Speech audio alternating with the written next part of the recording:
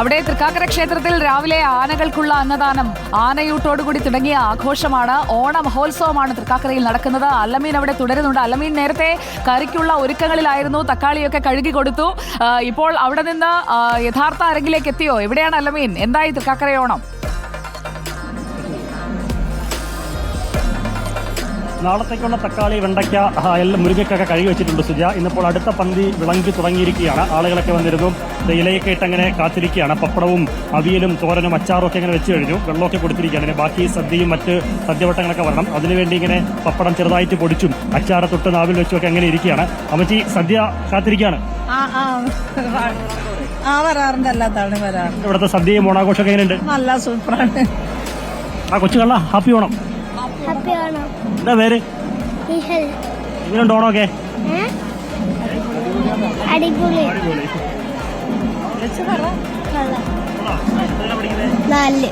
ഓണപ്പാട്ട് പാടാവോ? ഓണപ്പാട്ട് പാടിയാലേ സദ്യ കിട്ടത്തുള്ളൂ. സദ്യ വേണോ?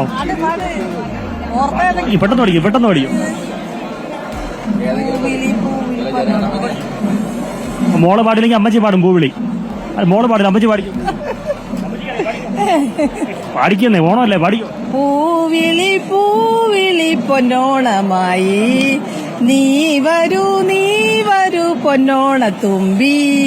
പൂവിളി മോഹം പൊന്നിൻ മുത്തായി മാറ്റും പൂവയലിൽ നീ വരൂ ഭാഗം വാങ്ങാൻ. പൂവിളി പൂവിളി പൊന്നോണമായി. പൊളി പൊളി പൊളി. അമ്മച്ചി പൊളിയാണ്. എന്തായാലും പാട്ട് പാടിയിട്ടുണ്ട്. മോളി നീ പാടുന്നുണ്ടോ? അവൾ ഓർമ്മിച്ച് ചിരിക്കുക. പാടുവോ? പോട്ടെ.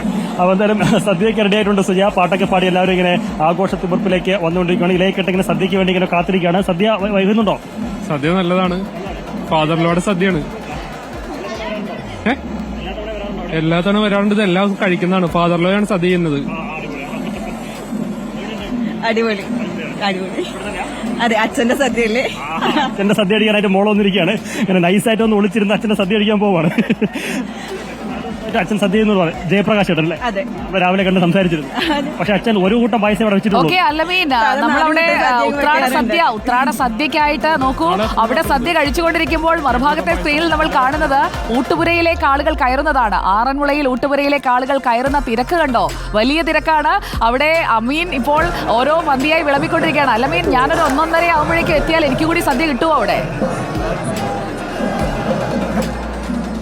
ഉറപ്പായിട്ടും ഇവിടെ എല്ലാവർക്കും സദ്യ സെറ്റാണ്. 10,000 പേർക്കുള്ള സദ്യയാണ്. 10,000-ൽ ഒരാളൊക്കെ സുജയിക്കുമാകുന്നതിന് കുഴപ്പമൊന്നുമില്ല. ഓടി വന്ന സദ്യയൊക്കെ കഴിച്ചു പോകാം. എല്ലാവർക്കുമുള്ള ഒരുക്കങ്ങളൊക്കെ ക്രമീകരിച്ചിട്ടുണ്ട് സുജയ. നിരവധി ആളുകളുണ്ട്. അവർക്ക് വേണ്ട എല്ലാ സംവിധാനങ്ങളും. അല്ലമീൻ, അപ്പോൾ ഇന്നത്തെ സദ്യ അവിടെ തരാമെന്ന് പറഞ്ഞിട്ടുണ്ട്. അപ്പോൾ പ്രേക്ഷകരെ, നിങ്ങൾക്കൊപ്പം നമ്മൾ സദ്യ കഴിക്കാൻ തൃക്കാക്കരയിൽ പോയെന്ന് ശ്രമിക്കാമെന്ന് വിചാരിക്കും.